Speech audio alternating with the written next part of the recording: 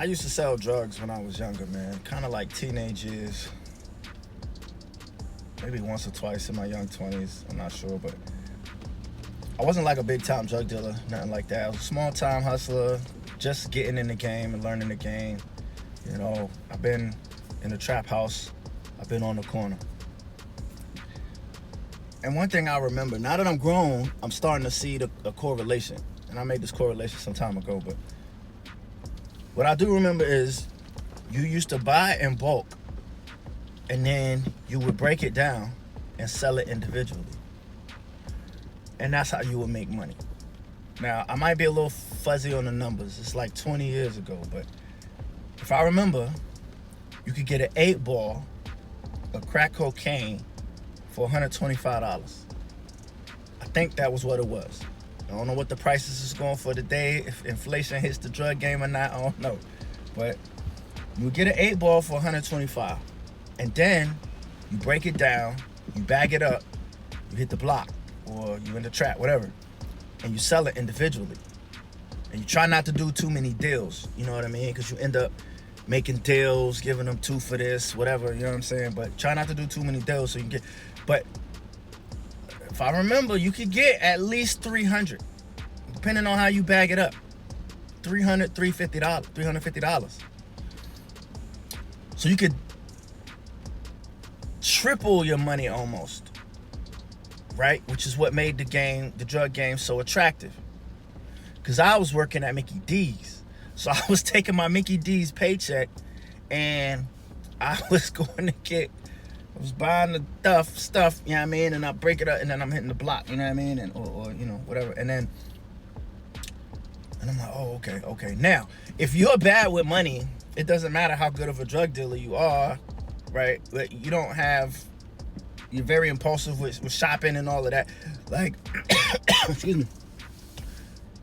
You're always gonna be a small time hustler. You're never gonna get big because you buy in bulk, you break it down, you sell it. That money you use and you go buy the next thing up in bulk.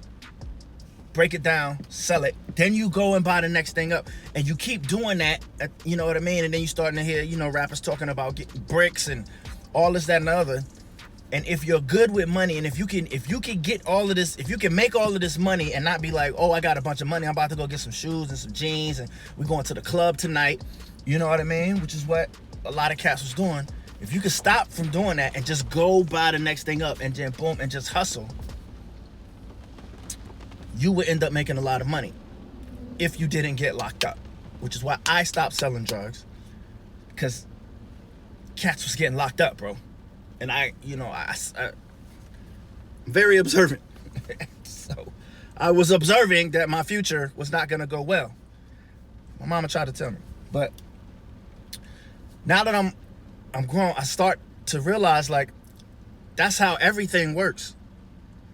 That's how everything works. You go to the grocery store right now and you look, let's say something's being sold per ounce. Whatever the unit of measurement is, something's being sold, you can look at how much it costs per ounce. You can see how much that thing costs. If you go to the smallest size of whatever the thing that is that you buy in, and you see what the price is, but you'll see how much it costs per ounce. If you go to the next size up, it costs more because you're buying more of it. But if you look at the per ounce, it's cheaper per ounce. Now, a lot of people are not paying attention to this, so they're going to buy the smaller size thing because it costs less in that moment. But over time, you're paying more money because you're paying more per ounce.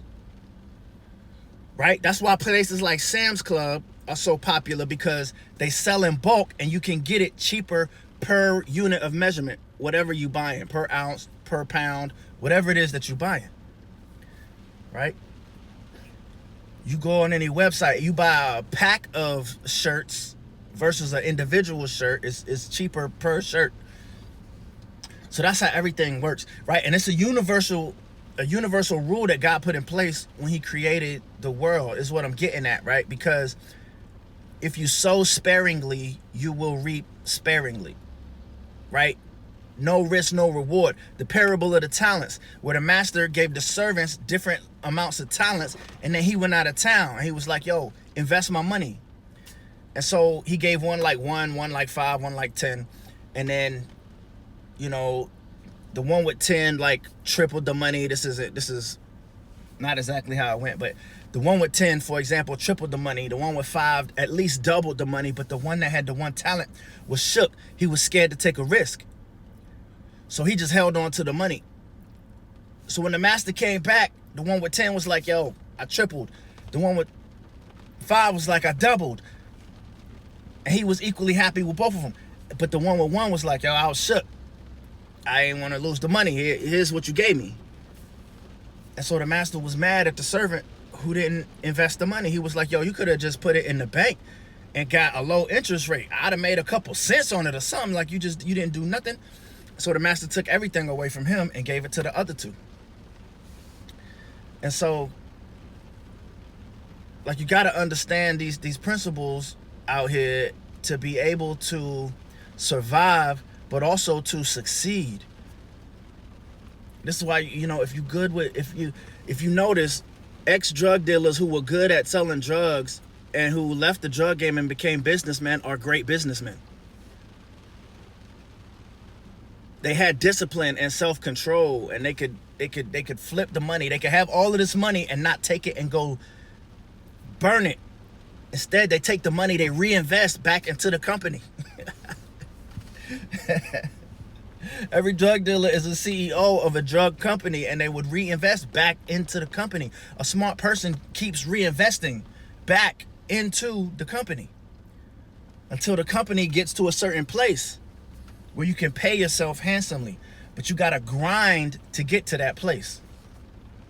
And so what I'm saying is, like, for a lot of you hustlers out there, whatever you're doing in the drug game, you can apply it in the legal world. I tell my kids all the time, you go buy a pack of candy bars, you paying cheaper per individual candy bars, then you could take them and you could go sell them.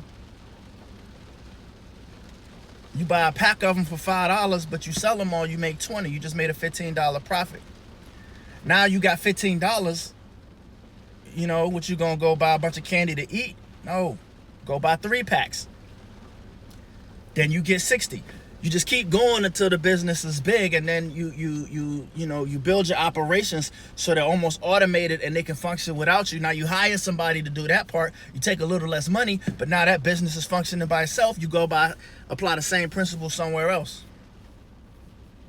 So a lot of 90s rappers were talking about how the music game was like the drug game, right? You make a song, it's like buying in bulk.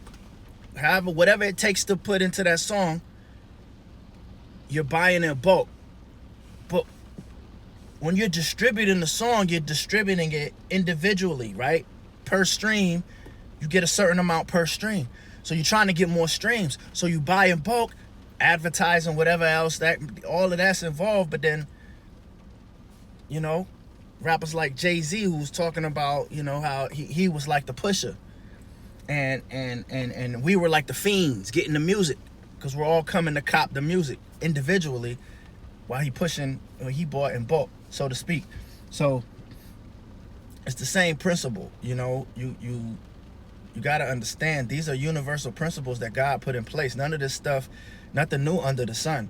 You know, people always talking about all these 48 laws of power and all this other stuff, but bro, any of that stuff that's true is rooted in the Bible. You can find a scripture, a parable, a story in the Bible that already talks about it, because God put all this in place when he created the heavens and the earth.